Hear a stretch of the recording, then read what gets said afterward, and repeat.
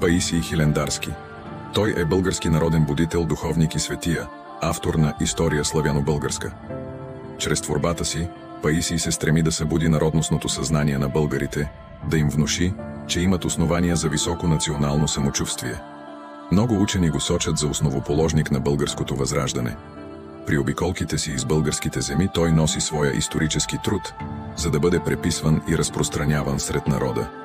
Творбата му вдъхновява много възрожденци, които продължават неговото дело за национално пробуждане.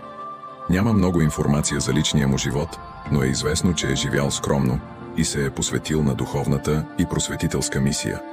Канонизиране за светец с писмен акт на Светия Синод на Българската православна църква.